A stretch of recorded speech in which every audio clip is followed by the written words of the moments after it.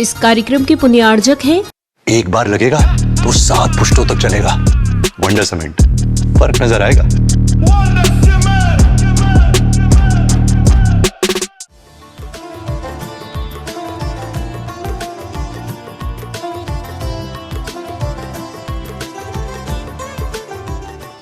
श्रीमान कांतिलाल शांता देवी जी जैन, श्री हर्ष तृप्ति जैन, श्री विकास विनीता जैन, सारा ऋषभ जैन, अवनी रिद्धि अनंत, तीर्थेश जैन, शाश्वत ग्रुप इंदौर। आपका सपना हमारा संकल्प। Mobile number 8223845000, 8223846000।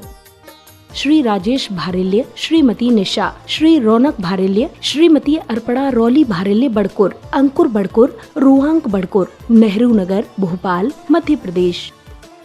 श्रीमती रजनी जैन, धर्मपत्नी स्वर्गीय श्री लक्ष्मी चंद जैन, पुत्र एवं पुत्रवधू श्री तरुण जैन सोनू बड़ौत वाले, श्रीमती नेहा जैन, श्री अतुल जैन, श्रीमती रुचि जैन, श्री अंकित जैन सीए, श्रीमती ईशा जैन, पौत्र दिव्यांश जैन, एकांश जैन, अघर्म जैन, नम्र जैन बड़ौत वाले, शाहदरा दिल्ली। पार्श्व इंटरप्राइजेज, अजमेरी गेट, दिल्ली, तरुण जैन सोनू बड़ौत वाले।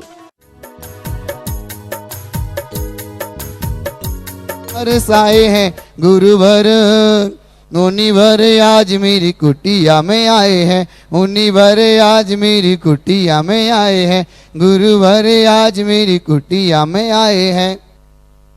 जगत पूज्य निर्यापक श्रमण मुनि पुंगव श्री सुधा सागर जी महामुनिराज की, समस्त मुनि संघ की। धर्म प्रेमी बंधुओं, वह क्षण हमारे बीच उपस्थित हो चुका है। आप पुरुष वर्ग से थोड़ा सा निवेदन है कि आप थोड़े से पीछे खिसक जाइए।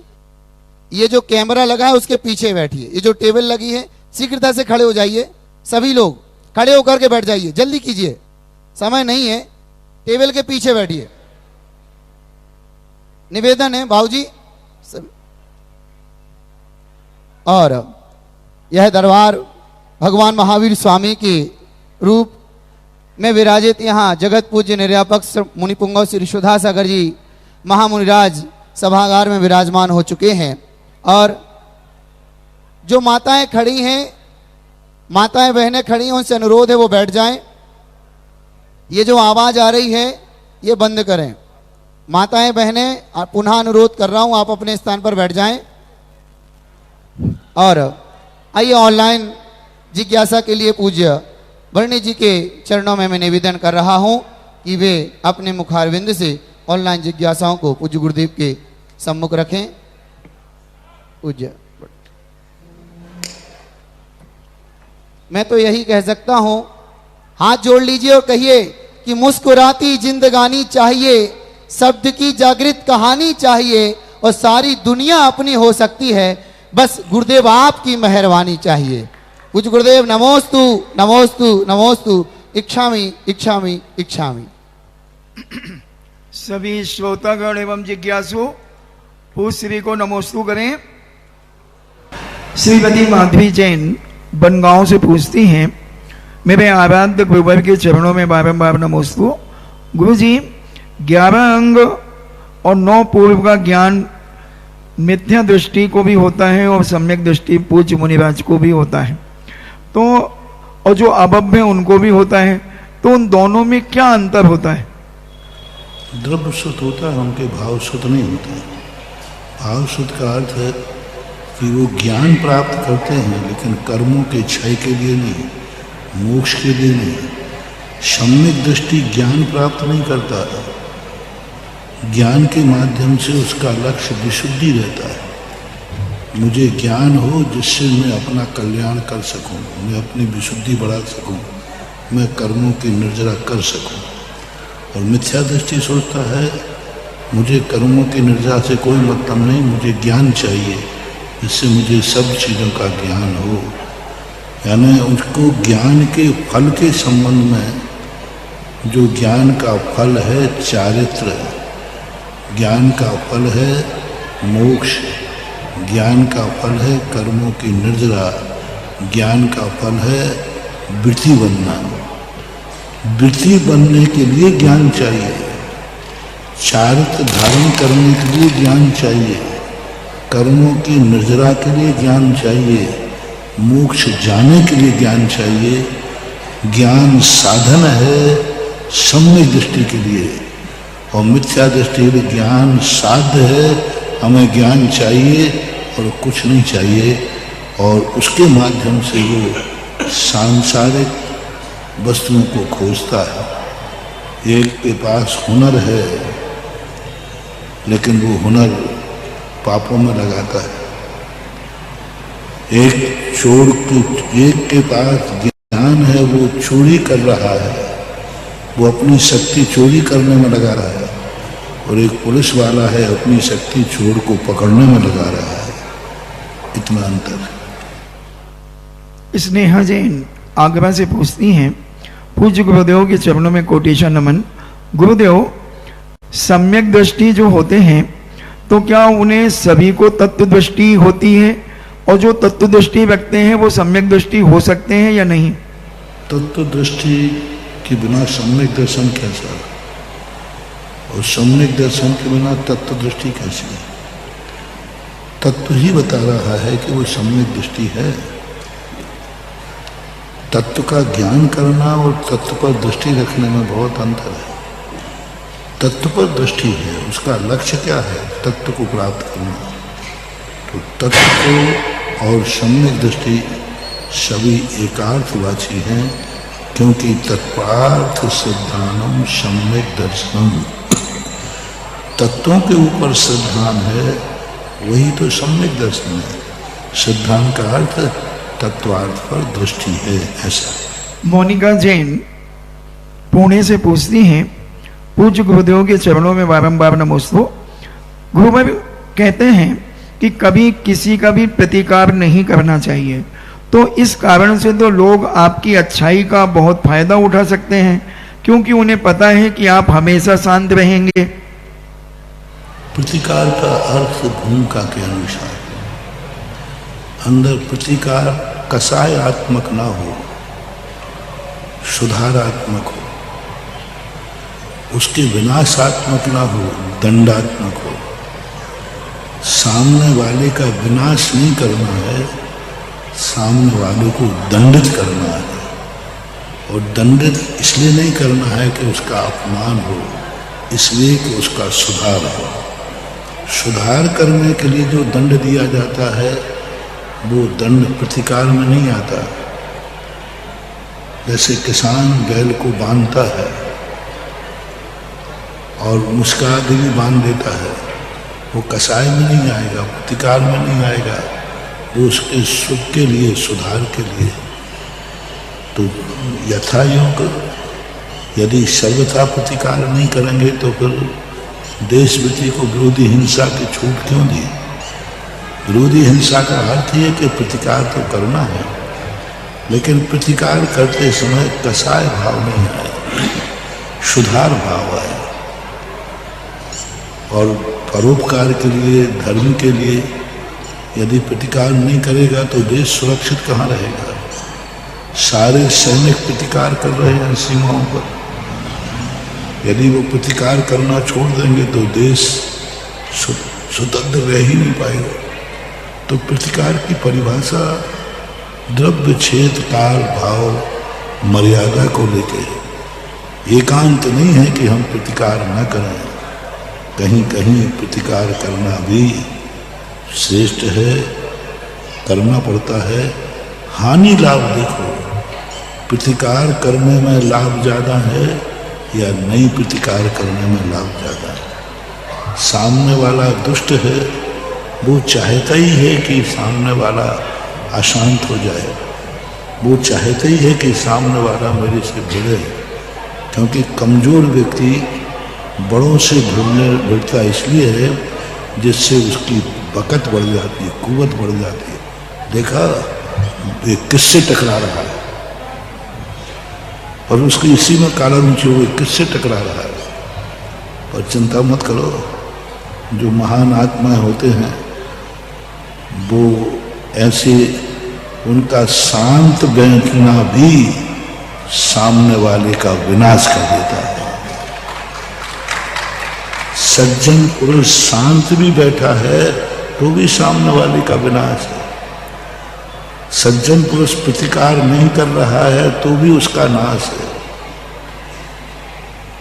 जैसे राजा सैनिक, मुनिराज ने कोई प्रतिकार नहीं किया, कोई प्रतिकार नहीं किया, लेकिन उनका शांत बैठने से राजा सैनिक को इतना बड़ा फल मिला कि आज नरकों में जाकर के वेदना।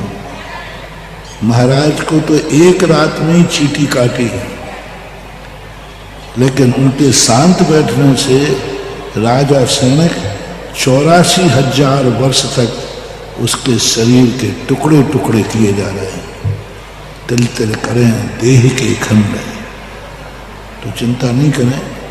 सज्जन पुरुषों को जो सताएगा, धर्मात्माओं को जो सताएगा, वह भली शांत बैठा रहे, लेकिन कर्म उसको ऐसी सजा देगा कि वो सजा को भोगते समय चीख पड़ेगा, रो पड़ेगा। इसलिए सज्जन पुरुषों को अपनी सज्जनता नहीं छोड़ना है। दुर्जन कितनी भी दुर्जनता करे, एक दिन ऐसा आएगा कि वो दुर्जनता करने लायक ही नहीं रहेगा। थोड़ा देर होती है, थोड़ा देर होती है, लेकिन सत्य कभी हारता नहीं है। सत्य सदा प्रकाशित रहता है। मैं तो सदा कहता हूं, सत्य को उजागर रहने दो, सत्य को एकदम उजागर रखो, साफ दर्पण के समान। कोई कुछ नहीं कर पाएगा, कोई कुछ नहीं कर पाएगा। और सत्य उजागर होना ही चाहिए। सत्य को छुपाने से कोई फायदा नहीं है, वो और सड़ेगा, पस पड़ेगा। इसलिए एक बार दमदार सुबेड़ा, छोटी छोटी बातों की अपेक्षा एक बार में सत्य उजागर करो, और सत्य को उजागर करके सत्य जब चौराहे पर आएगा तो ऐसा प्रकाश देगा कि सारी जनता के भ्रम दूर हो जाएंगे। सत्य उजागर नहीं करने से जनता भ्रमित रहती है कि ये सही है, कि ये सही है, क्या सही है। एक बार सत्य को उजागर करो, जिससे सारी जनता एकदम आंखें खोल के देख सके। अब सत्य को उजागर करने का अधिकार एक कोई नहीं है। मान लो झूठा व्यक्ति आगे कह दे मैं सत्य उजागर कर रहा हूं, तो सामने वाले का कोई बुद्धू है, वो भी तो सत्य उजागर करेगा।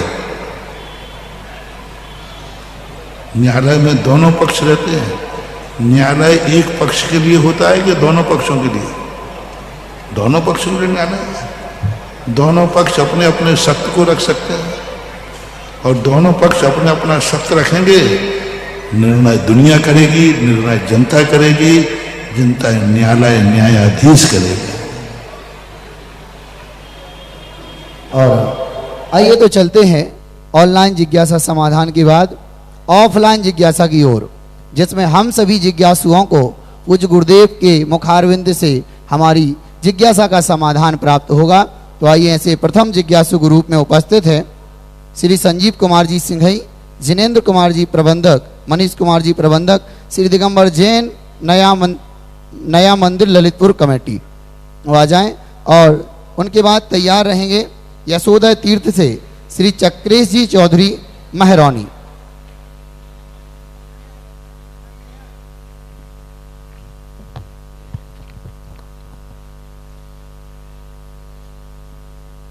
जी पूछिए। 108 आज 108 पुंगव सुधा सागर महावीराज के चरणों में नए मंदिर कमेटी की तरफ से त्रिवार नमोस्तु नमोस्तु नमोस्तु। चुल्लक जी को इच्छामी इच्छामी इच्छामी। महाराज जी हमारा प्रश्न है, जिंदगी पुण्य से चलती है या धर्म से चलती है? जिंदगी के दो रूप हैं। एक जिंदगी वह है जो गुजरती है, एक जिंदगी वह है जो व्यक्ति जीता है। अपनी मर्जी के अनुसार जिंदगी चलाता है, वो धर्म से चलती है। और माँ जिंदगी गुजारता है तो वो कर्म से चलती है। कर्म जिंदगी को गुजारता है, वो सब सेट कर देगा, तुम्हें यह करना है। कर्म के हाथ में भी जिंदगी है, वो सेट कर देगा कि तुम कब हंसोगे, कब रोओगे, कब सोओगे, कब तुम्हें कितना धन मिलेगा, सब पूरा कंप्यूटर में सेट है जिंदगी को। लेकिन ज्ञानी कहता है मैं सेट की हुई जिंदगी नहीं जीना चाहता हूं, मैं जीना चाहता हूं जब चाहूं हंसूं और जब चाहे रोऊं, जब चाहे सोऊं जब चाहे जागूं, मेरे अनुसार मेरी जिंदगी होना चाहिए। वो जिंदगी जीने के लिए मात्र धर्म ही साधन है, वो धर्मात्मा को अपनी जिंदगी जिलाता है। वो कर्म की कठपुतली नहीं बनता, अशुभ कर्म बना रहता है और वो आनंद में रहता है। धर्मात्मा की विशेषता देखना, कर्म के अनुसार जो जिंदगी जीता है, जब अशुभ कर्म का उदय आएगा वो रो पड़ेगा, और जो धर्म के अनुसार जिंदगी जीता है उसके अशुभ कर्म का उदय आ जाएगा, फिर भी वो आनंद में रहेगा। जैसे सुकौशल महाराज, पारसनाथ, सुकुमार महाराज, इनके अशुभ कर्म का उदय आया, शेरनी खाने आ गई, शेरनी खा रही है, बोलो शुभ कर्म का उदय कि अशुभ कर्म का? अशुभ कर्म का उदय। लेकिन महाराज का अंदर का आनंद केवल ज्ञान प्राप्त कर रहा है। जिस समय शेरनी खा रही है उस समय के आनंद का है, सो इंद्र नाग नरेंद्र व अहिमेंद्र के ना ही कहो। अब बोलो कौन सा आनंद आ रहा है? शेरनी मांस नोच नोच कर खा रही है और उनका अंदर की चेतना देखो अनंत आनंद में लीन है, आह्लाद है। ये धर्म का चमत्कार है। जलते हुए भी आनंद, मरते हुए भी आनंद, प्राण निकल रहे हैं और वो महोत्सव मना रहा है, मृत्यु महोत्सव। जैसे क्या बोलते हैं, संलेखना, समाधि। अब बताओ, मरते समय तो दुनिया रोती है, जो कर्म के अनुसार चलेगा वो रोते हुए मरेगा, और जो धर्म के अनुसार चलेगा वो हंसते हुए मरेगा। ये है धर्म का मौत भी हंसते हंसते, अशुभ कर्म के उदय में भी आनंद। यही तो है, धर्मात्मा इतने कष्ट में रहता है, कष्ट उठाता है, सर्दी गर्मी सब उठाता है, लेकिन वो आनंद में रहता है। धर्म बहुत बड़ी चीज है महानुभाव। धर्म एक ऐसी कला है जो व्यक्ति को अपने मर्जी का मालिक बना देता है। तुम जियो अपनी मर्जी से, बस धर्म को नहीं छोड़ना। धर्म को नहीं छोड़ना तो राजगद्दी पर बैठते समय वो आनंद नहीं था श्री राम को, वो मुस्कान जो वनवास जाते समय चेहरे की मुस्कान थी वो अद्भुत थी। राजगद्दी का जब निमंत्रण हुआ, राजगद्दी की जब घोषणा हुई, रामचंद्र जी के चेहरे की मुस्कान अच्छी नहीं थी।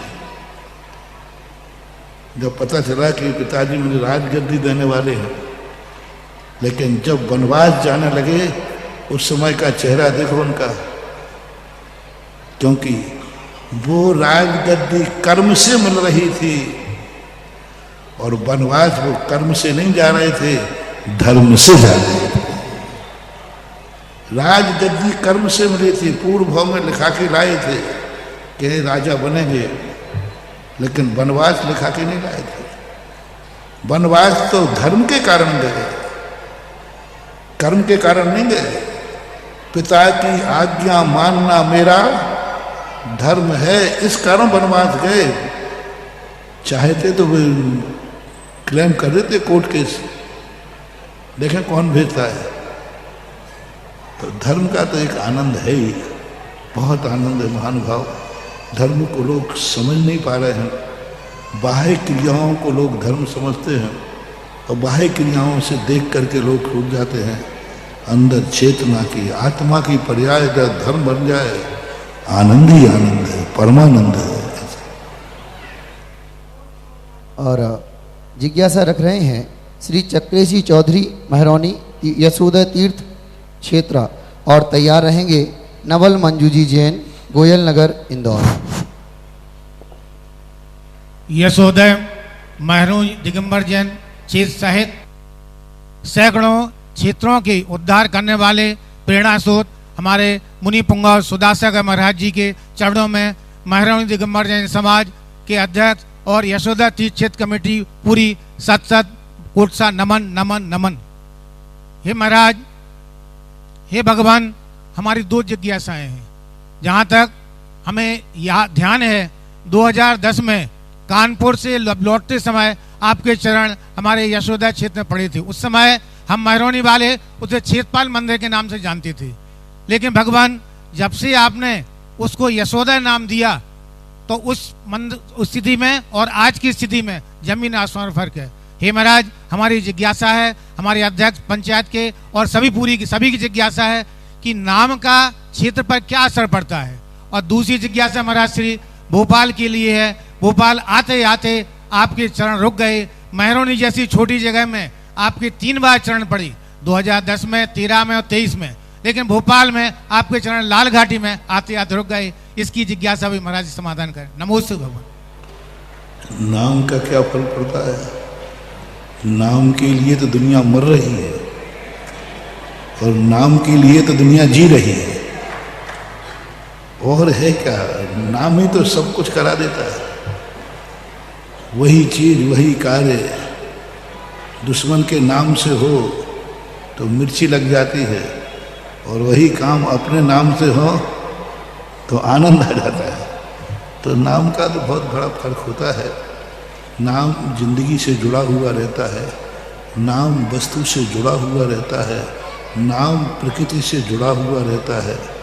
हर चीज का कोई भी नाम रखना ऐसा नहीं है। शब्दों में भी ताकत होती है, अक्षरों में भी ताकत होती है।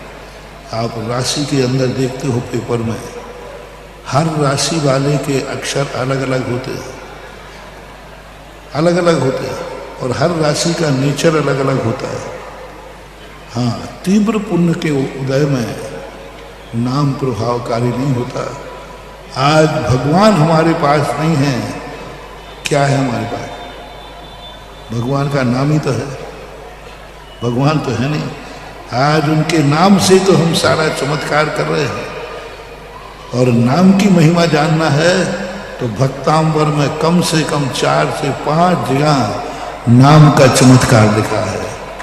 त्वं नाम कीर्तन जलम, त्वं नाम नाग दमने हृदयस्य पुंसाम। ऐसा 3-4 जगह आया नाम अकेले से। हे भगवान, आपके नाम लेने से क्या क्या चमत्कार होते हैं। सही शुभ नाम मिल जाए तो बहुत बड़ा प्रभाव पड़ता है। ज्योतिष शास्त्र, पूरा ज्योतिष शास्त्र, कुंडली शास्त्र पूरा नाम पर टिका हुआ है।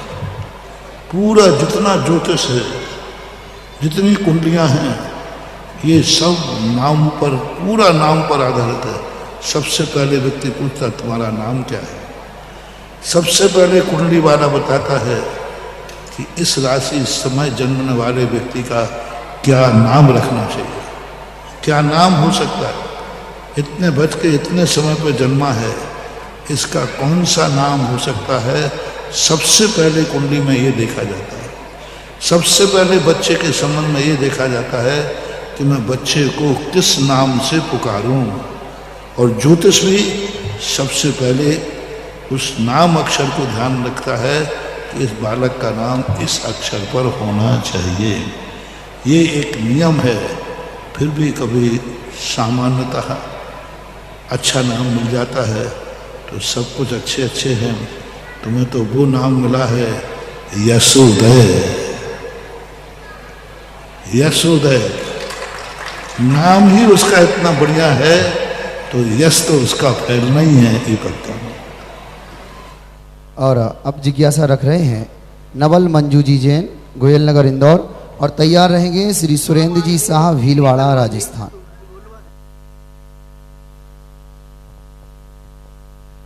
नमोस्तु महाराज जी।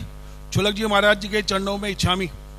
दादा गुरु आचार्य ज्ञान सागर जी महाराज का जन्म का जैन धर्म और उसकी परंपरा को बनाए रखने में एक विशेष योगदान है। अजमेर समाज के भारी विरोध के बावजूद भी आचार्य ज्ञान सागर जी ने 30 जून 1968 को एक युवा ब्रह्मचारी विद्याधर जी को मुनि दीक्षा देकर एक नए युग की शुरुआत की। इस दीक्षा के बाद जैन धर्म में नौ युवाओं को दीक्षा लेने की प्रेरणा मिली। मेरा और अजमेर का अहोभाग्य कहे महाराज जी कि इस अध्याय को मैंने और अजमेर के निवासियों ने प्रत्यक्ष रूप से देखा, पर अजमेर वालों के मन में एक मलाल आज भी है कि राजस्थान को एक बार छोड़ने के बाद आचार्य महाराज जी ने कभी भी अजमेर की ओर अपना रुख नहीं किया। अजमेर वाले विनती करते रह गए। महाराज जी को नारेली के पंचकल्याण के बहाने भी बहुत अजमेर और अब जिज्ञासा कीजिए क्या करना चाहते हैं। पुरानी रामायण है तो खूब आचार्य के सामने भी गाते रहे, क्या पर कुछ भी नहीं हुआ। महाराज जी क्या हम इसे अजमेर वालों का पुण्य का स्वयं माने या आचार्य महाराज की व्यवस्था बताएं? नहीं, आपके पुण्य की हीनता। चले और अब जिज्ञासा रख रहे हैं श्री सुरेंद्र जी शाह भीलवाड़ा राजस्थान, और तैयार रहेंगे लीना कासलीवाल जी दीपिका जैन कोयला परिवार। तो मेरे गुरुवर महाराज जी, अनियत विहार का क्या प्रयोजन है और अनियत विहारी को मायाचारी का दोष लगता है क्या? अनियत बिहारी, तुम तो अनियत बिहारी हो नहीं, अब तुम महत्व समझ के क्या करोगे। और अनियत बिहारी का जो नियत विहार करते हैं उनको तो दोष है। अनियत विहार तो आगम का उपाय है जो जाए। अनियत बिहारी ही दिगंबर मुनि होता है, क्योंकि जब वो मृत्यु को नियत नहीं कर सकता तो वो अपनी जिंदगी के कार्यक्रम कैसे नियत कर सकता है। हाँ, मृत्यु नियत हो जाए तो कुछ कार्यक्रम नियत किए जा सकते हैं। कई बार क्या होता है, नियत कर देने के बाद यदि वो नहीं हो पाया तो नियत दो प्रकार का होता है। एक तो स्पष्ट संकल्प पूर्वक, और एक होता है कि नहीं भाई मैं संभावना है, प्रयास पूरा कर रहा हूं, हो जाए तो ठीक है। ये भी एक नियत है। साधु संकल्प नहीं करेगा कि नहीं मेरा संकल्प ही है कि मैं यह कार्य करूंगा, ये नियत नहीं करेगा। हाँ, संभावना रूप नियत कर सकता है, प्राथमिकता दे सकता है कि नहीं सबसे पहला हम कार्य, यदि अनुकूलता रही तो यह कार्य आपका हो जाएगा। तो इस प्रकार से यदि इन सब में यदि मायाचारी का रूप बांध लिया जाए तो साधु की कोई चर्या भी नहीं पड़ेगी, ना तो आहार चर्या पड़ेगी, कोई चर्या पड़ेगी नहीं।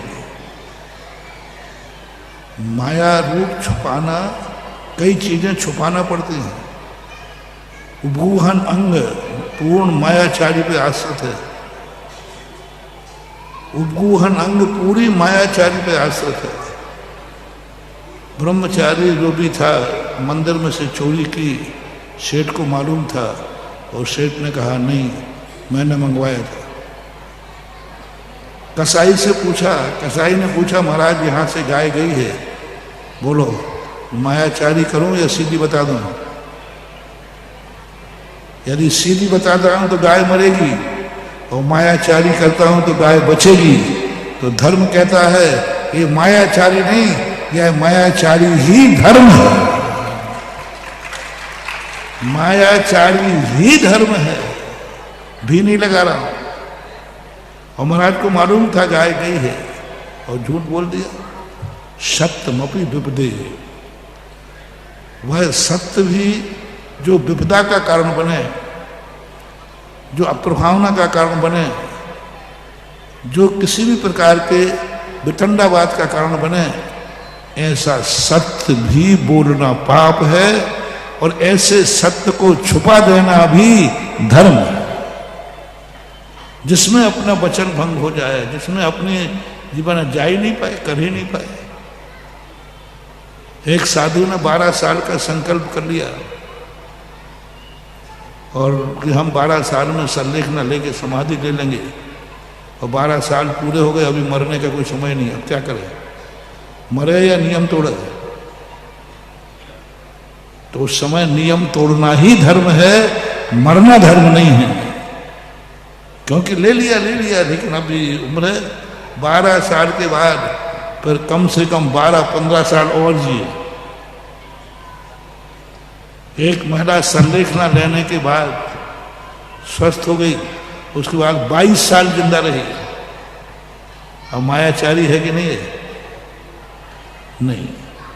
मायाचारी का अर्थ है छल कपट दूसरे का विनाश करने के लिए, धर्म और धर्मात्मा को बचाने के लिए मायाचारी नहीं कहलाती। माँ बच्चे को दूध में पानी मिलाती है तो क्या ये मायाचारी कहलाएगी? माँ बच्चे से कहती है बाबा ले गया, क्या यह मायाचारी है? इस मायाचारी को मानोगे तो बच्चे का कभी पालन हो ही नहीं सकता। दूसरे को विनाश करने के लिए, दूसरे को फंसाने के लिए जो किया जाए वो मायाचारी है। अपने व्रत धर्म को बचाने के लिए जो झूठ बोला जाता है यह मायाचारी नहीं बल्कि बड़ा धर्म है, उत्कृष्ट है, ऐसा मानते। और अब जिज्ञासा रख रही हैं लीना जी कासिलीवाल, दीपिका जी जैन कोयला परिवार, और तैयार रहेंगे मुकेश जी सोनी विजयनगर। नमोस्तु गुरुवर, नमोस्तु गुरुवर, नमोस्तु गुरुवर। गुरुवर, यह जिज्ञासा सभी महिलाओं की तरफ से है कि जब गर्भ में शिशु होता है तब जैन धर्म के अनुसार माता पिता को किस प्रकार से शिशु को धार्मिक और आध्यात्मिक संस्कार देना चाहिए जिससे कि गर्भस्थ जीव गर्भ के सभी संस्कारों के साथ दुनिया में आए, और माँ को कौन से ग्रंथ का स्वाध्याय करना चाहिए? माँ के लिए जिनसेन स्वामी द्वारा लिखित आदि पुराण पढ़ना चाहिए।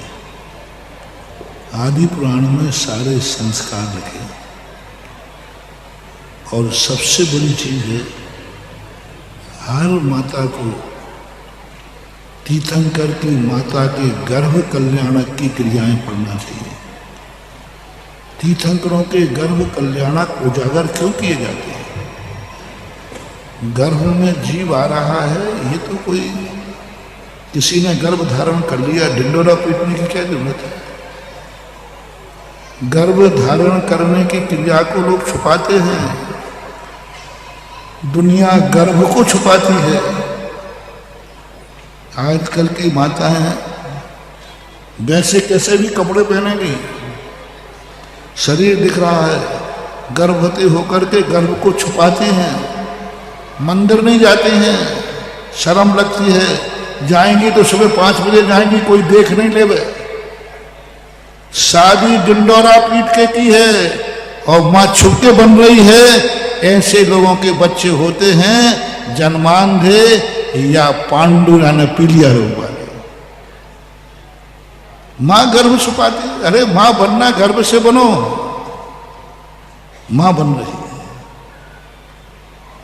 और उसके लिए देखो तीर्थंकर के गर्भावतरण को इतना डिंडोरा पीटा गया। आज भगवान का गर्भावतरण होगा, आज गर्भ में जीव आएगा, और उतने नहीं 6 महीने पहले से 6 महीने पहले से 3 लोक में डिंडोरा पीटा जा रहा है साहब। स्वर्गों में पीटा जा रहा है, मनुष्यों में पीटा जा रहा है। 6 महीने पहले माता को 6 महीने बाद फलानी तारीख में इतने बज के इतने मिनट पे गर्भावतरण होगा, और उस गर्भ की क्रिया को देखने के लिए देवता सौधर्म सब, क्या मामला है? क्यों उजागर किया?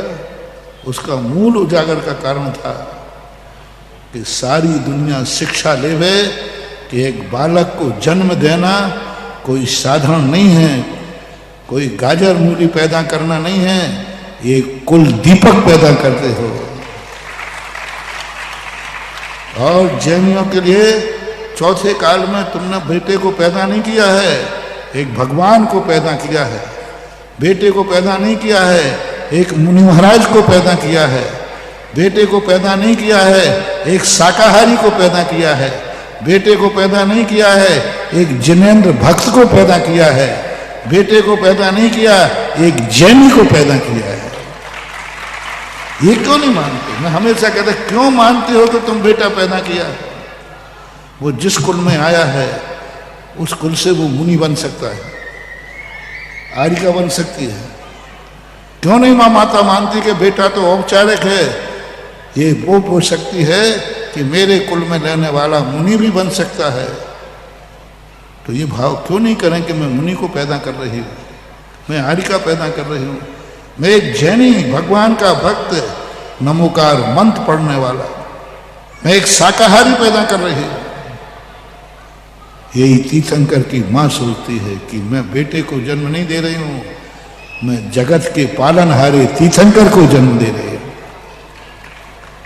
तो उस क्रिया को जरूर देखना चाहिए। जन्म जन्म के संस्कारित बालक को भी कितना संस्कार, 6 महीने से देवियां लग गई 56 कुमारियां, 6 महीने पहले से सारी अयोध्या को शुद्ध किया जा रहा है, कहीं बालक पर बुरा संस्कार न पड़ जाए। ऐसे ही जब संतान को जन्म देना है, 6 महीने पहले दोनों दंपतियों को बैठकर विचार करना चाहिए, पूरे परिवार के साथ विचार करना चाहिए, पूरे परिवार को बैठना चाहिए।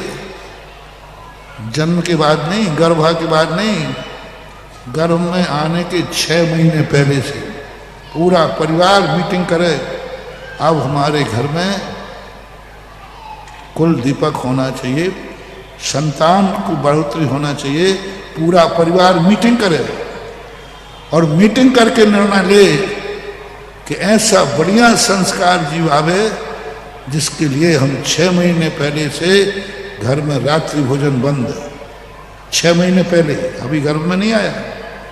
कोई गुटखा नहीं खाएगा, कोई आलू प्याज नहीं खाएगा, कोई गंदे कार्य नहीं करेगा। 6 महीने पहले धर्म का वातावरण रहेगा, सुबह स्वाध्याय, भक्तांबर, विनती, पूजा पाठ 6 महीने पहले।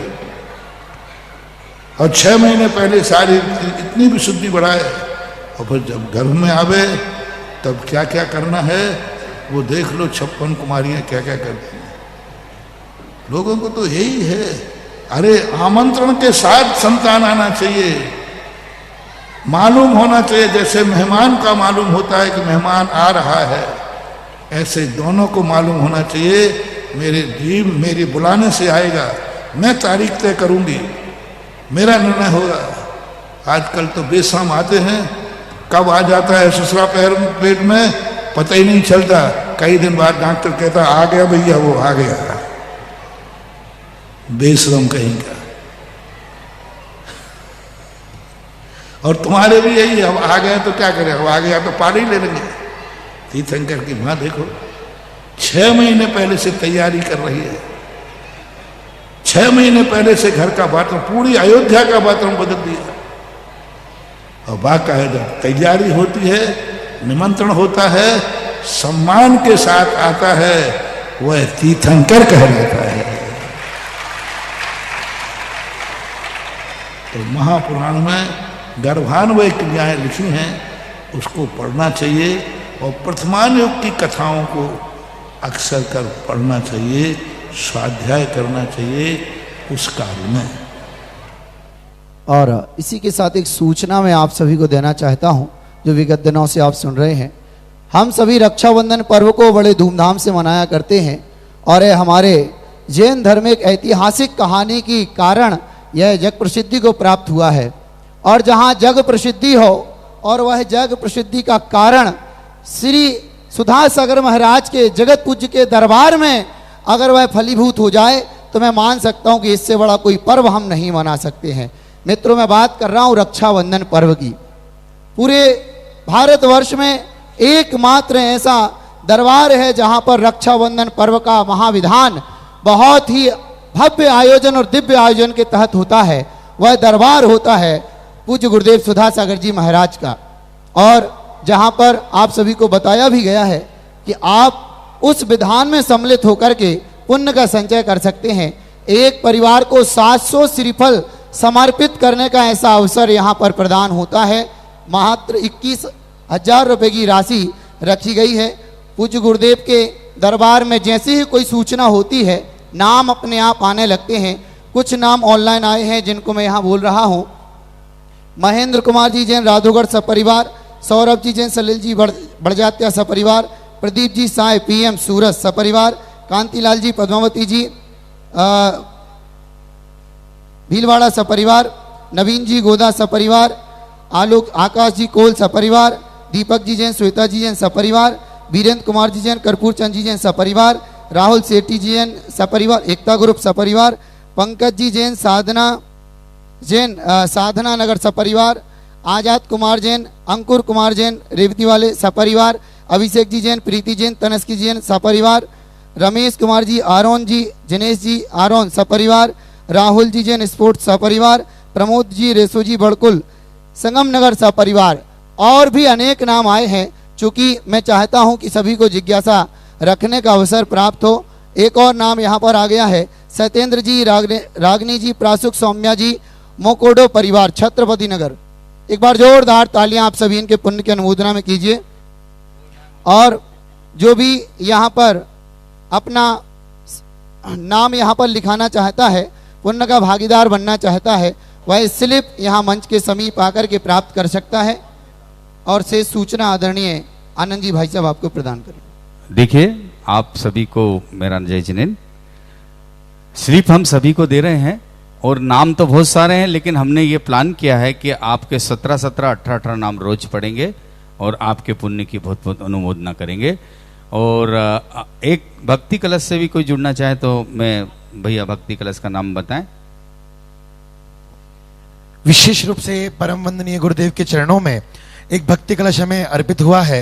आदरणीय श्रीमान पिंगारमल जी, मीना देवी, केसरीमल जी, प्रियंका जी, मनीष जी, पर्व जी, करिश्मा जी, रवि जी, नीलिया जी, दैनिक जी, आशा जी, परतापुर बांसवाड़ा राजस्थान से एक बार जोरदार ताली से अभिनंदन करें। और आप भी भक्ति कलश के लाभार्थी बन सकते हैं, यह सौभाग्य भी आपको प्राप्त हो सकता है। निश्चित रूप से चातुर्मास वर्षा योग के मुख्य कलश भले ही हमारे नहीं हुए हों, पर यह भक्ति कलश के माध्यम से हम वर्षा योग के मुख्य कलश जुड़ सकते हैं। यह सौभाग्य हर घर में एक एक कलश हर तक घर तक पहुंचना चाहिए। और 28 तारीख का यह पर्व हमारा इंदौर नहीं, ऐतिहासिक राष्ट्रीय स्तर का पर्व हम इंदौर में मिलकर मनाएंगे, क्योंकि गुरुदेव का परम सानिध्य हम इंदौर वासियों को प्राप्त हो रहा है। हमें बहुत सारे यूएसए से भी हमें नाम प्राप्त हुए हैं, जो कि भक्ति कलश के साथ में रक्षाबंधन विधान में पुण्यशाली बनने वाले हैं। वे यहां नहीं होंगे, पर उनका नाम और उनका पुण्य यहां पर जागृत रहेगा। एक बार जोरदार ताली अभिनंदन करें। आइए जिज्ञासा रख रहे हैं मुकेश जी सोनी, विजयनगर राजस्थान। और अंतिम जिज्ञासा के लिए अशोक जी शास्त्री, क्लर्क कॉलोनी, तैयार रहें। पूरे संघ के चरणों में मेरा 3 बार भक्तिपूर्वक नमोस्तु वंदामि इच्छामि। सबसे पहले तो मैं अपना परिचय देना चाहूँगा कि मेरा नाम मुकेश सोनी है। मैं जाति से सुनार हूँ, स्वर्णकार, और मैं विजयनगर राजस्थान से आया हूँ। महाराज जी, मैं जन्म से जैन नहीं हूँ, लेकिन पिछले 15 सालों से मैंने पंच परमेष्ठी के अलावा किसी अन्य देवी देवता को कभी भगवान समझकर नमस्कार नहीं किया है। गुरुदेव, मेरा रात्रि में चारों प्रकार के भोजन और पानी का त्याग है। अष्टमूल गुण के नियम है। सप्त व्यसन का त्याग है। नित्य देव दर्शन का नियम है। देव शास्त्र और दिगंबर गुरु के अलावा किसी को नमस्कार नहीं करता हूँ। जमीकंद का त्याग है और मिथ्यात्व का कंप्लीट त्याग है। ये सभी नियम मेरे आजीवन है। मेरे माता पिता ने मुझे जन्म देते समय जिन देवताओं को मानकर मेरा पालन पोषण किया, मैंने उन सभी देवी देवताओं का त्याग करके जैन धर्म की शरण में आया हूँ। गुरुजन की आज्ञा से मैं भगवान के अभिषेक भी करता हूँ और मुनि महाराज को आहार भी देता हूँ। महाराज, जैन धर्म तो भाव प्रधान धर्म है, इसलिए मेरी एक भावना है कि मैं आपके सानिध्य में भगवान के अभिषेक करना चाहता हूँ और आपको आहार देना चाहता हूँ। कृपया करके मुझे आशीर्वाद प्रदान कीजिए। देखो, आपने जो कुछ कहा वह आपकी श्रद्धा, आपकी भक्ति, आपका अंतरंग चेतना है।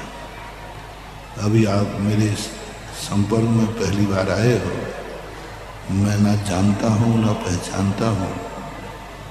अभी पहली बार एकाएक ये चर्चाएं पहले कमरे में की जाती हैं, सार्वजनिक नहीं। हम जानते ही नहीं, हम परिचित ही नहीं, तो किसी भी चीज़ का विधान अभी मैं नहीं कर सकता हूँ। और इसकी बातों को पहले कमरे में चर्चा करना चाहिए, बाद में इसको सार्वजनिक करना चाहिए। और जिज्ञासा रख रहे हैं अशोक जी शास्त्री, क्लर्क कॉलोनी, इंदौर। और तैयार रहेंगे आहार पुण्यार्जक परिवार, सौरभ जी, सलिल जी बढ़ जाते हैं। समय कम होने के कारण नमोस्तु भगवान। मेरी सीधी जिज्ञासा है, आज के प्रवचन के माध्यम से बहुत बड़ी गजब की बात महाराज जी के चिंतन के माध्यम से सुना कि हर व्यक्ति को स्वाध्याय करना चाहिए और स्वाध्याय का उद्देश्य ज्ञान और ज्ञानी ना बनना बल्कि यह है कि आपको कोई ठग ना ले। उसी क्रम में एक आपने बहुत अच्छा उदाहरण दिया था एक काणे का, कि एक काणे ने अपने पूरे नगर को काणा बना दिया। महाराज जी राजनीतिक क्षेत्र में भी काणे हैं, सामाजिक क्षेत्र में भी काणे हैं, पारिवारिक क्षेत्र में भी काणे हैं, व्यापारिक क्षेत्र में भी काणे हैं। उन काणों को तो हम सहन कर सकते हैं, कभी कभी धार्मिक क्षेत्र में भी ऐसे काणे हो जाते हैं कि जिनके कारण हजारों आदमी अपने मन को शांत नहीं कर पाते हैं। तो ऐसे धार्मिक क्षेत्र के कारणों के लिए हमें क्या करना चाहिए? और उसी के क्रम में महाराज जी परसों शुभोदय क्षेत्र में शांतिनाथ दिगंबर जैन मंदिर का शिलान्यास हुआ था। ऐसा इंदौर का कब शुभोदय आए कि इंद्रोदय क्षेत्र का शिलान्यास हो? एक बार तालियां तो बजाओ यार, इंदौर वाले थे तुम्हारे लिए कर। कानों के लिए ही तो ये नीच चिकित्सालय 4 महीने के लिए खुला है। नीच चिकित्सालय अच्छी आंखों वालों के लिए थोड़ी होता है, आंखें इनकी खराब हुई हैं। आचार्य श्री का कहा था ना, पूज्य गुरुदेव ने अपनी नेत्र चिकित्सालय में कितने कानों की फुलियां ठीक करी और आज वे दोनों आंखों से बिना चश्मा के धर्म देख रहे हैं। तो ये तो ये है कि किसके संबंध में जिनकी होनहार अच्छी होगी वे सुधर जाएंगे, और जिनकी होनहार अच्छी नहीं है, मारीच जैसे लोगों को ऋषभदेव नहीं सुधार पाए तो हम और आप क्या सुधार पाएंगे? उपदेश मात्र उनके लिए होता है जो भटके हुए होते हैं, जो भटकने का नाटक कर रहे हैं वो नहीं। जो सो रहे हैं उनको जगाया जा सकता है, लेकिन जो सोने का नाटक कर रहे हैं उनको कौन जगा? वो तो सो ही नहीं रहे। इसलिए ये है, कब कहाँ क्या होगा ये सब पहले से निर्धारित नहीं किया जा सकता। शुभोदय का भी पहले से निर्धारित नहीं था, छपते छपते हो जाए। अब इंदौर में कब क्या होगा ये मैं भविष्य का कोई वक्ता नहीं हूँ जो कह सकूं। जब होगा तुम भी देखते रहना, हम भी देखते रहेंगे और सारा जगत भी देखेगा।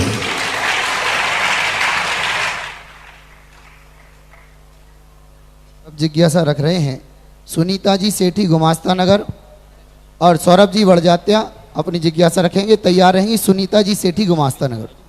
नमोस्तु महाराज जी, नमोस्तु नमोस्तु नमोस्तु। इच्छामि महाराज जी। महाराज जी आज मन बहुत आनंदित है, पर मन की लालसा बढ़ती जा रही है कि जिस घर में हम निवास करते हैं उस घर में आपके चरण कब पड़ेंगे? तो इसमें हमें कौन सा कर्म का बंध होता है? सुनाइए।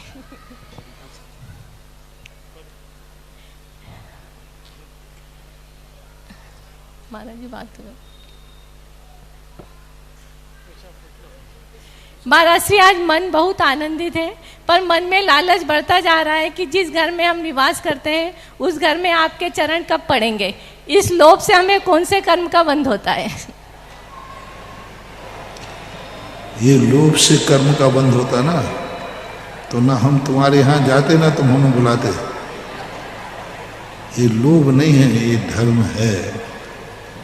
दुनिया धर्म का यदि लोभ ना हो तो हम भी धर्म क्यों करेंगे? हमें भी तो धर्म का लोभ है कि मैं अधिक सामायिक कर सकूं, मैं अधिक प्रतिगमन कर सकूं, मैं अधिक स्वाध्याय कर सकूं। ये सब लोभ नहीं है, ये किसी चीज को चाहना मात्र कसाय नहीं है। किसी चीज को अपने स्वार्थ के लिए चाहना और सामने वाले का विनाश होवे तो होवे, वो कहलाता है राग। राग में कई बार व्यक्ति देखता है मेरी इच्छा पूर्ति जैसे डाकू होता है, उसको धन चाहिए तो दूसरों को लूट लेता है, उसका बर्बाद हो तो हो जाए, मुझे चाहिए, ये राग कहलाता है। आत्म कल्याण के लिए जो राग किया जाता है, ना ये क्रोध है, ना मान है, ना मायाचारी है, ना लोभ है, चारों कसाएं। धर्म के निमित्त से कोई व्यक्ति ने धर्म में बाधा डाल दी, उसे गुस्सा आ गया, तो महाराज देखो धर्मात्मा कितना गुस्सा कर रहा है, ये गुस्सा नहीं है, ये क्रोध भी धर्म है, क्योंकि उसका धर्म बिगाड़ दिया, उसका धर्म बिगाड़ दिया तो गुस्सा आना ही चाहिए। धर्म बिगाड़ने पर गुस्सा नहीं आए तो काय का धर्मात्मा है। कोई उसका धर्म बिगाड़ दे, कोई उसका व्रत बिगाड़ दे, उसका नियम बिगाड़ दे तो गुस्सा आना चाहिए, क्रोध नहीं है, ये धर्म है। हमने कोई धर्म का अच्छा कार्य किया है, मैंने व्रत दिया है, मैं मुनि बना हूं, मैंने दान दिया है, इसका व्यक्ति यदि गर्व करता है तो ये मान नहीं है, ये होना ही चाहिए। मान लीजिए कोई अच्छा बच्चा अच्छे नंबरों से पास हो गया, वो खुशी मना रहा है, तो क्या कर वो भी बैठ जाए?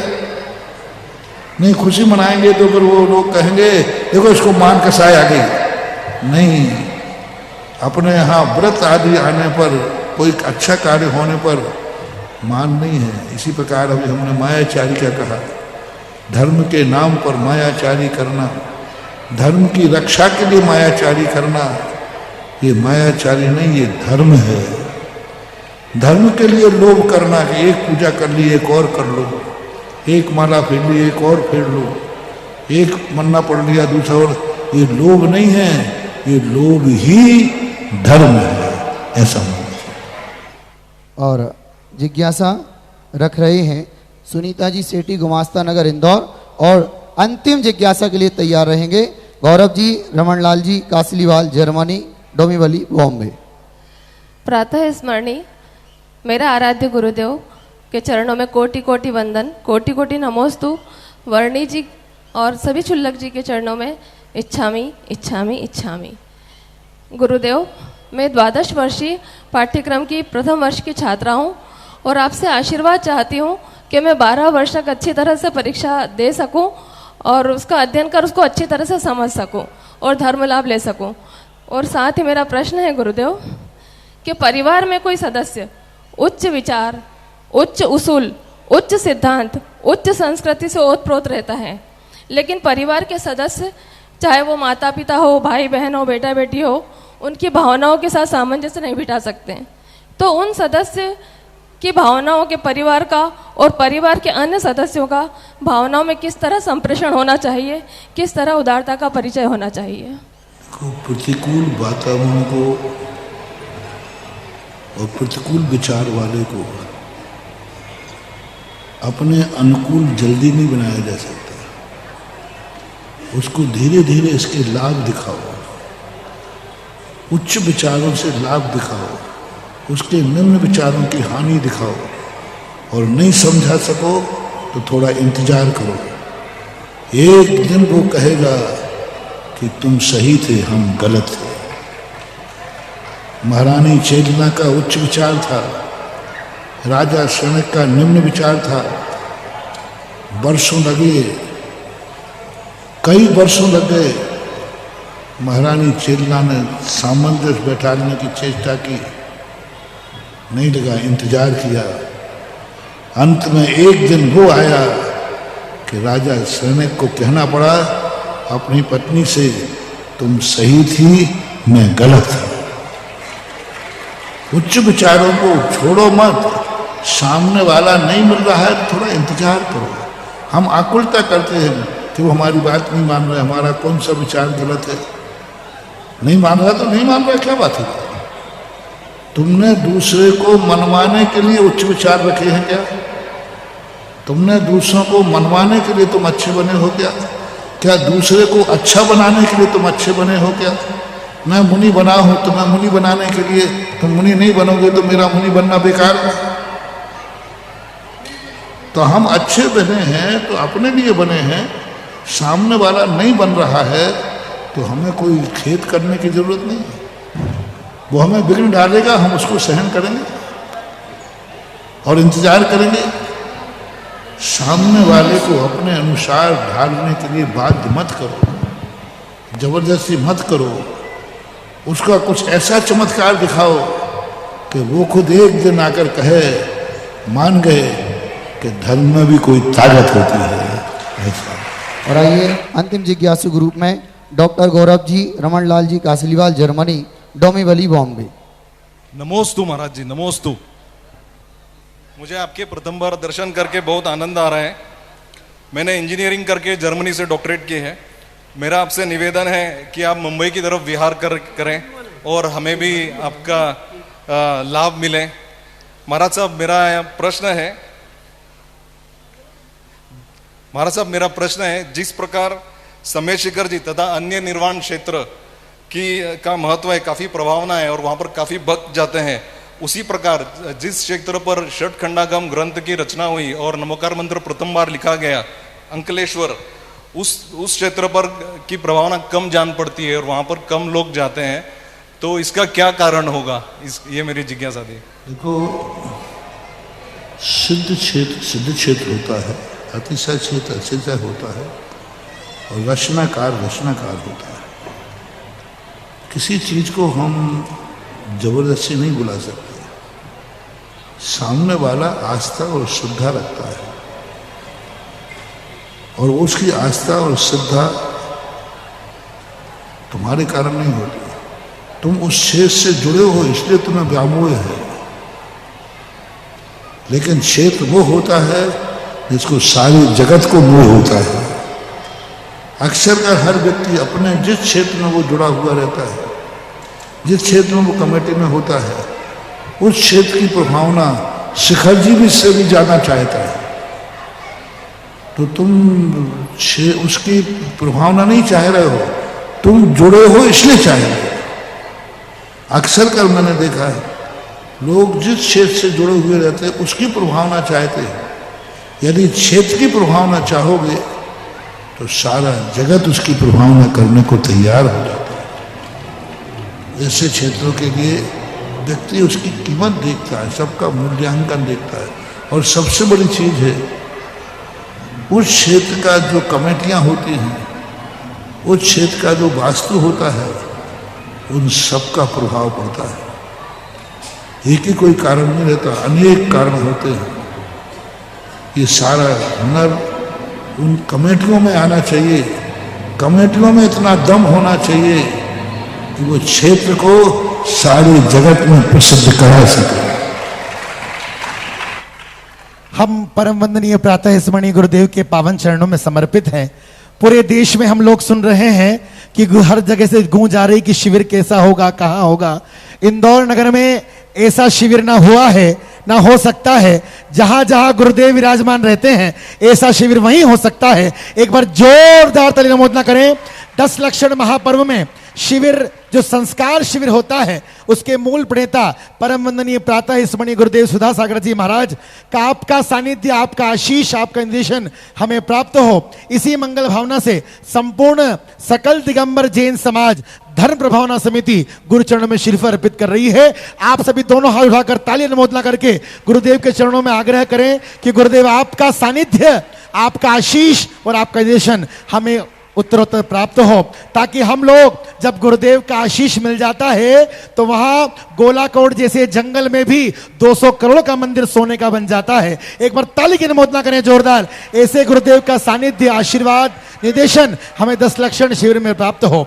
उस संपूर्ण 10 लक्षण शिविर में महान पुण्यार्जन का प्राप्त किया है हमारे अपने आदरणीय श्रीमान आकाश जी, दीपिका जी, आरव जी, अधिक जी एवं समस्त कोयला परिवार ने। एक बार ताली की अनुमोदना करें जोरदार। वह शिविर कैसा होगा, कितनी राशि की फीस होगी, ये सारी बातें हमें नवीन भैया बताएंगे।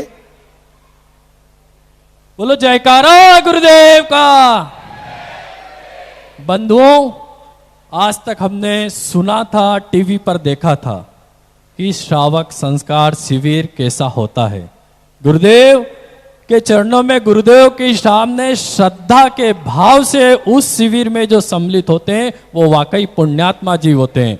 और ये इंदौर का सौभाग्य है कि इस इंदौर नगरी में गुरुदेव के द्वारा ये शिविर का आयोजन किया जा रहा है और पूरी धर्म प्रभाव समिति इस शिविर में उत्साह के साथ काम करने के लिए तैयार है। और ये हमारे पुण्य का वैभव है कि हम ज़्यादा से ज़्यादा संख्या में इस शिविर में भाग लें। पूरी कमेटी पूरे इंदौर के साथ साथ संपूर्ण भारतवर्ष के सभी बंधुओं से निवेदन करती है कि ज़्यादा से ज़्यादा संख्या में इस शिविर में भाग लेकर अपने पुण्य की अनुमोदना करें और अपने जीवन को सार्थक करें, क्योंकि ये शिविर इंदौर में है और गुरुदेव इस शिविर में गुरुदेव का आशीर्वाद सबको प्राप्त हो। तो मैं चाहता हूं कि पूरे इंदौर से हर घर से इस शिविर में भाग लें और साथ ही साथ संपूर्ण भारत वर्ष से इस शिविर में भाग लेकर एक इतिहास रचें। बंधुओं, शिविर में भाग लेने का कोई शुल्क नहीं है, केवल आपकी श्रद्धा और समर्पण के भाव से इस शिविर में आए, अपना नाम लिखाएं और संपूर्ण अपने जीवन का उद्धार और उत्थान करें। तन मन धन से समर्पण के भाव से इस शिविर में आए और गुरुदेव का आशीर्वाद प्राप्त कर अपने जीवन का उत्थान और उद्धार कर लें। इसी भावना के साथ मैं पुनः संपूर्ण इंदौर दिगंबर जैन समाज और संपूर्ण भारतवर्ष के सभी बंधुओं से निवेदन करता हूं कि ये मौका जो मिला है इंदौर को, इसको भुगा लें और अपने जीवन को सार्थक बना लें। धन्यवाद। और आइए इसी विशेष और भव्य सूचना के साथ एक अब देखो, मैंने पहले ही कहा था चतुर्मास के समय मेरा चतुर्मास में कोई कार्यक्रम नहीं है। मैं कोई एजेंडा लेकर आया हूँ कि मुझे यह कार्य इंदौर में करना है और ना मेरा इंदौर के बाहर कोई कार्यक्रम है जिसकी पूर्ति के लिए मैं इंदौर आया। मैं किसी भी नगर में जाता हूँ और इंदौर में आया, कोई मेरा योजना नहीं। लोग मैंने आप इंदौर किस पर्पज से जा रहे हैं? मैंने कि मैं तो नहीं जा रहा हूँ, भक्तों की भक्ति हमें बुला रही है,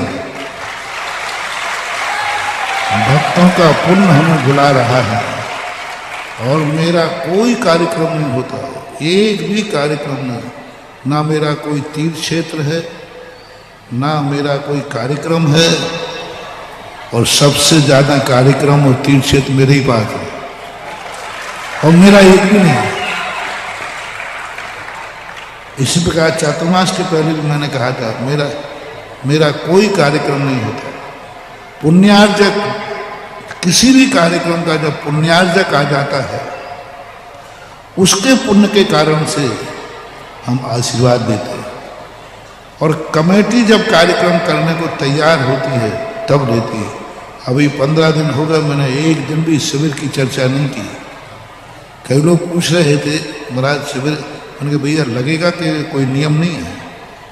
अभी तक तो मैंने यही कहा किसी ने, मैंने कहा लगेगा कोई नियम नहीं है, क्योंकि कमेटी ने अभी तक आशीर्वाद लिया ही नहीं था। आज कमेटी ने आशीर्वाद लिया है और आज कमेटी ने आशीर्वाद दिया है।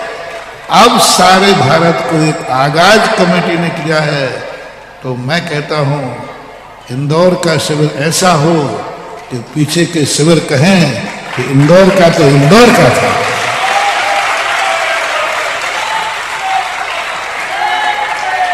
अभी तक तो लोग यही कहते आए, सारी आगवानी, जितने भी लोगों ने बड़ी बड़ी आगवानी की, हर व्यक्ति ने यही कहा आगवानी तो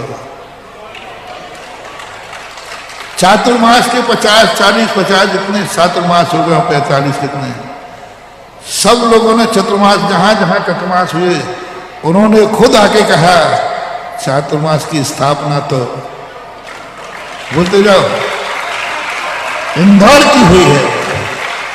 इसी प्रकार से 91 से शिविर लग रहे हैं, बड़े बड़े शिविर बड़े बड़े शहरों में लगे। इसके बाद सारे जहां जहां पुण्यार्जकों ने शिविर लगाए, जहां जहां नगरों में शिविर लगे, वहां की समाज खुद आके कहे शिविर तो इंदौर का है। ये बात बस ये हवा पहुंचना चाहिए। वो कहें भाई शिविर तो हर साल लगता है, पिछले साल भी लगा था। पिछले साल कहा था अशोक नगर ललित, तो सब शिविर तो लगते ही है। नहीं, इस बार की चर्चा ये करना, शिविर तो हर साल लगता है, लेकिन इस बार का शिविर है तो इंदौर का है, ये बात है। इस बार इंदौर का शिविर है। हर शिवरात्रि को यही जोश आना है। कोई पूछे भाई हर साल शिविर में आते, कौन सी नई बात है? बोले नहीं, इस बार शिविर तो इंदौर का है। और जब शिविर पूर्ण हो तो सारे भारत में एक ही आवाज गूंजना चाहिए, शिविर हुआ है तो इंदौर का हुआ है। ये होना चाहिए आगाज। आज कमेटी ने आगाज कर दिया और बहुत शुभ समय पे हुआ। अब बस सारे भारत को एक ही बात जाना है, इस बार स्मारक संस्कार शिविर में नहीं आना है, इंदौर के स्मारक संस्कार शिविर में आना है, इंदौर। और ऐसा रिकॉर्ड बनाना है, कोई कहे कि नहीं इस बार कहां जा रहा हूं, इंदौर श्रावक संस्कार शिविर में जा रहा हूं। और इंदौर की कमेटी भी बहुत जोरों से तैयारी कर रही है। इतनी तैयारी कर रही है कि महाराज अभी तक जितने शिवरात्रि पूरे शिविरों के यदि एक साथ इकट्ठे आ जाएं तो भी संभालने की हिम्मत रखती है, क्योंकि भारत का पहला नगर है जो दिगंबर जैन समाज का सबसे बड़ी समाज है। जबलपुर का पता नहीं है, 1 नंबर के 2 नंबर दोनों बराबर हैं। जबलपुर इंदौर का एक ऐसा रूप है कि ये जैन समाज की बहुत बड़ी काशी है, और इंदौर समाज का तो एक बहुत बड़ा मान है कि बहुत बड़ी समाज इंदौर की समाज है। इसलिए इनके हौसले भी बुलंद हैं, तो शिवरात्रियों के हौसले भी बुलंद होना चाहिए। कमेटी का हौसला बहुत बुलंद है कि हम शिविर कराएंगे तो ऐसा कराएंगे। और पुण्यार्जक परिवार तो ऐसा निकला है कि मत समझना कि कोयले की खान है इनके यहाँ। कोयले की खान तो दिखावे की है, और कोयले में निकलता है हीरा। कोयले की खान में ही से निकलता है हीरा। तो यही प्रकार का परिवार का बहुत उत्साह के साथ इनका वर्षों से मां तमन्ना थी कि मैं शिविर का पुण्यार्जक बनूं, शिविर का कार्य करूं। आज उनका भी विधिवत आशीर्वाद, और कमेटी को भी आशीर्वाद, और सारे भारत के लिए भी आशीर्वाद। हेलो, इसी के साथ आकाश भैया के बड़े भाई आलोक जी कोयला, एक बार इनके सम्मान में भी जोरदार तालियां बजाइए। ये होते हैं वात्सल्य के क्षण कि जैसे ही दृष्टि उनकी पड़ी और उन्होंने कहा कि बड़े भैया श्रीफल समर्पित करेंगे। और आइए, बहुत ही देर से और ये मुख्य संयोजक इनको बना रहे हैं ना, आलोक मुख्य शिविर के मुख्य संयोजक, और ये अपनी टीम बना लेंगे सबसे चर्चा करके। हाँ, एक दो दिन में कर देंगे। बंधुओं, इंदौर हमेशा से 1 पे रहा है। स्वच्छता में नंबर 1 है, पर्यावरण में नंबर 1 है, गुरुओं की आगवानी में नंबर 1 है। अब संस्कार शिविर में भी इंदौर इंदौर। तो आइए, अब ऐसे ही जिसने नंबर 1 पर अपना नाम स्थापित कर लिया है, ऐसे महान व्यक्तित्व को मैं यहाँ आमंत्रित करने जा रहा हूँ, जिसने अपनी कंठ साधना के माध्यम से पूज्य गुरुदेव के 120 भजनों का संकलन निकाल चुके हैं। और आज पूज्य गुरुदेव के सानिध्य में पहली बार वह भजन लॉन्च करने जा रहे हैं। ऐसा अद्भुत क्षण आया है कि वह अपने मुखारविंद से पूज्य गुरुदेव के प्रति भक्ति भरा गीत प्रस्तुत करेंगे और वह पूरे जन जन तक पहुंचेगा। नाम उनका होता है लेटेस्ट अनुज। एक बार जोरदार तालियों के साथ स्वागत कीजिए, अभिनंदन कीजिए लेटेस्ट अनुज का। तालियां कमजोर हैं मित्रों, एक बार जोरदार तालियां हो आपकी। बोलिए संत शिरोमणि आचार्य गुरुवर श्री विद्यासागर जी महाराज की।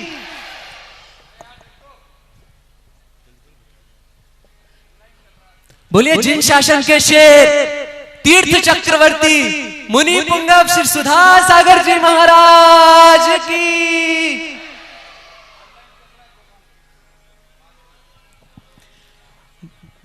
गुरुदेव हमारे इंदौर नगर में विराजमान है और कौन कहता है कि भगवान भक्त के घर नहीं आते। मेरे घर तो आए हैं मेरे भगवान। एक बार जोरदार तालियां बजाइए। और गुरुदेव ने कहा था कि गाय और शेर एक ही पात्र में पानी पीना चाहिए। तो सुनिए कि निहत्थे सुधा सागर का करिश्मा देखिए कि निहत्थे लोग भी जंगल में काम किया करते हैं। निहत्थे लोग भी जंगल में काम किया करते हैं। गाय बैलों के यहाँ शेर काम किया करते हैं। और ये करिश्मा है श्री सुधा सागर के होने का कि आज मोर भी सांपों को झुककर सलाम किया करते हैं। आज मोर भी सांपों को झुककर सलाम किया करते हैं। और एक बार सब लोग मिलकर गाएंगे कि मात पिता तुम मेरे शरण गहूं में किसकी, तुम बिन और ना दूजा, तुम बिन और ना दूजा, आस करूं मैं किसकी। ओम जय गुरुवर देवा। और आपको क्या गाना है कि मुझे कहते हैं पागल सभी, दीवाना सुधा सागर नाम का। क्या मुझे कहते हैं पागल सभी, दीवाना दीवाना दीवाना सुधा सागर नाम का। आइए। मेरे भक्तों का ना आज तक कोई बाल बांका कर पाया और ना कर पाएगा।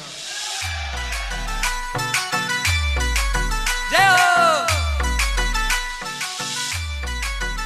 मुझे कहते हैं पागल सभी, दीवाना सुधा सागर नाम का।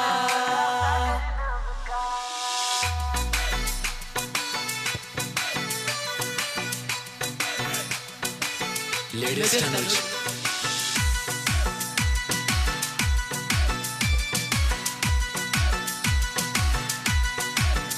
मेरी सांसें मेरी धड़कन मेरा जीवन तुझको अर्पण, तेरी भक्ति बिन किस काम का, दीवाना सुधा सागर नाम का। मुझे कहते हैं पागल सभी, दीवाना सुधा सागर नाम का। मेरी सांसें मेरी धड़कन मेरा जीवन तुझको अर्पण, तेरी भक्ति बिन किस काम का, दीवाना सुधा सागर नाम का। मुझे कहते हैं पागल सभी, दीवाना सुधा सागर नाम का। सभी अपने अपने मोबाइल की टॉर्च जला लीजिए। सभी अपने अपने मोबाइल की टॉर्च जला लीजिए। सभी लोग अपनी फ्लैश लाइट ऑन करेंगे, फोन ऊपर करेंगे। सभी टॉर्च जला लीजिए। बहुत बढ़िया। हम मीठी मीठी तालियां जिनके भक्त गंभीर हनुमान जैसे वीर, सुधा सागर है जिनके श्री राम, दीवाना हूँ मैं ऐसे राम का। मुझे कहते हैं पागल सभी, दीवाना सुधा सागर नाम का। अरे मेरी गाड़ी मेरा फोन, मेरे फोन की रिंगटोन में गूंजे है जिसको यो नाम, दीवाना हूँ मैं उस नाम का। मुझे कहते हैं पागल सभी, दीवाना सुधा सागर नाम का।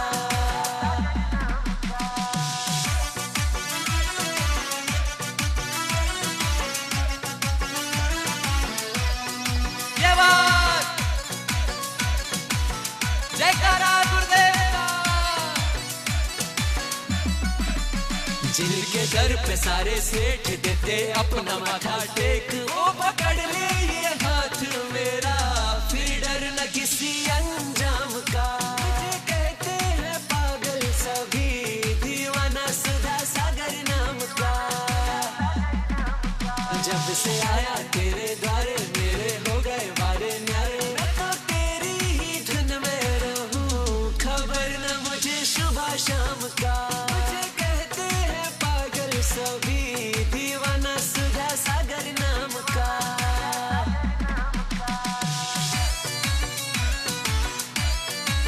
सभी अपनी तालियों की सेवा करेंगे। 1 2 3 4। हाँ।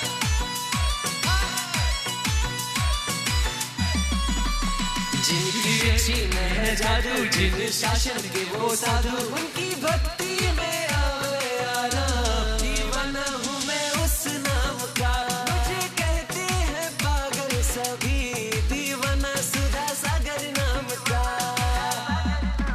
अरे जब से द्वारे तेरे आया, मैंने छोड़ी मोह माया, अब तुम ही हो मेरा संसार। दीवाना सुधा सागर नाम का, मुझे कहते हैं पागल सभी, दीवाना सुधा सागर नाम का।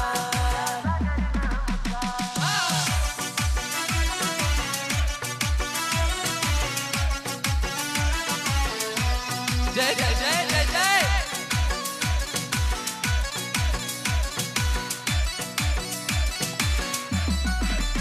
घर नसीब थारो खोटो, पर मालिक मारो मोटो, तो कर दे दुखिया को खुशहाल। दीवाना हूँ मैं उस नाम का, मुझे कहते हैं पागल सभी, दीवाना सुधा सागर नाम का। मेरे सुर मेरी ताल बाबा लेते तुम संभाल, मैं तो कुछ भी गा जाऊं प्रभु, वायरल होता तेरे नाम से। मुझे कहते हैं पागल सभी, दीवाना सुधा सागर नाम का। जयकारा गुरुदेव का।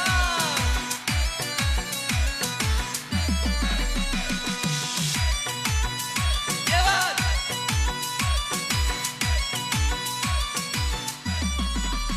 हमारी लाइफ के तुम सेवर, फोन के हो वॉलपेपर, तेरे बिन मैं हूँ किस काम का। दीवाना सुधा सागर नाम का, मुझे कहते हैं पागल सभी, दीवाना सुधा सागर नाम का।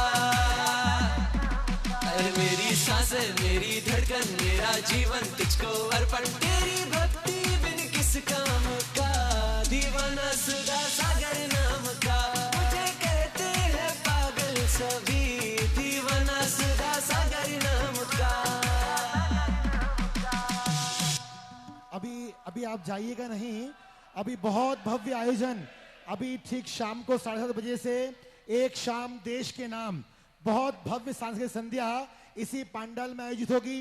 पूरे देश से प्रविष्टियां आई हैं और बहुत जोरदार प्रस्तुति यहाँ पर होगी, जिसमें लाखों के उपहार नगद प्रदान किए जाएंगे। एक बार ताली की अनुमोदना करें जोरदार, और एक बार तालियां बजाएं अनुज भाई के लिए। आज उनके जीवन का 121वां नंबर गाना भजन गुरुदेव के चरणों में अर्पित हुआ। एक बार जोरदार ताली अभिनंदन करें अनुज भाई के सम्मान में। बोलिए जगत पूज्य मुनि पुंगव श्री सुधा सागर जी महाराज की, सुधा सागर जी महाराज की, सुधा सागर जी महाराज की।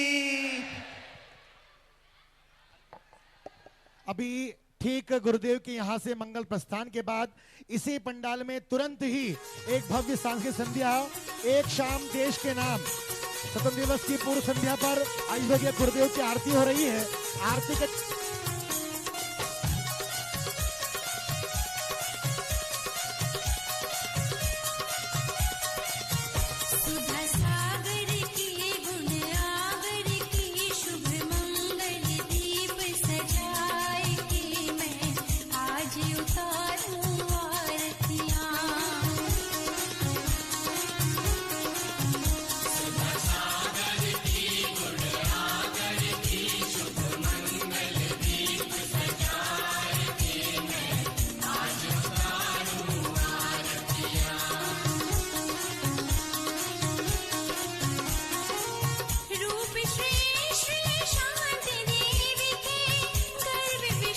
सभी लोग अपने मोबाइल की लाइट ऑन कर लें, सभी लोग अपने मोबाइल की लाइट ऑन कर लें। इस कार्यक्रम के पुण्यार्जक थे घर की लंबी इनिंग चाहिए, वंडर सीमेंट लगाइए। वंडर सीमेंट, फर्क नजर आएगा।